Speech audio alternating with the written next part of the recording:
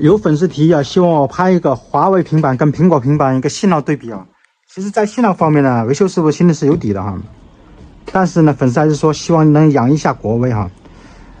那我现在就拍一个哈，这个是华为平板的 MatePad Pro 12.6寸的换了外屏，这个是华为 MatePad 10.4寸的哈。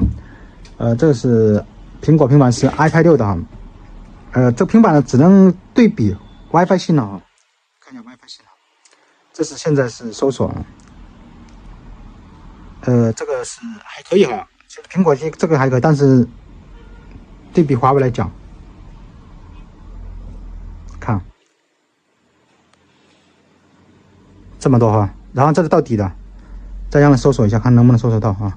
搜索到啊，还行，还是蛮强的哈。看到吗？先看一下这个，没了，再看一下华为的。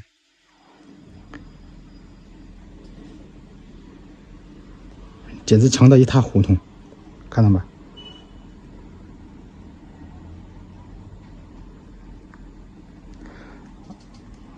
而这个苹果呢，就不用滚了，就一连就到了。华为的你要滚动一下啊，才能看到底。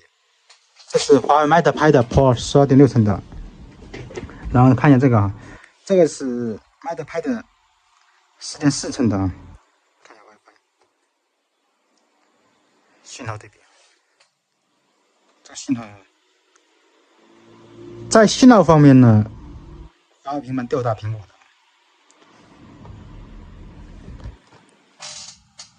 这是一个甘肃的粉丝邮寄过来的，这就是华为的平板信号方面强的一塌糊涂。然后这个华为的 MatePad Pro 12.6寸的，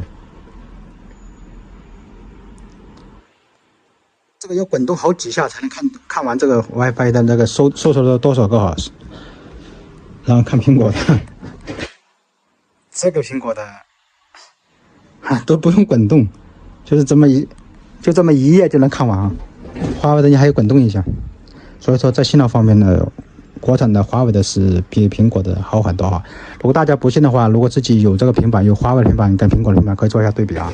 好，粉丝的要求呢已经是满足的哈。好，下面就这样啊，拜拜。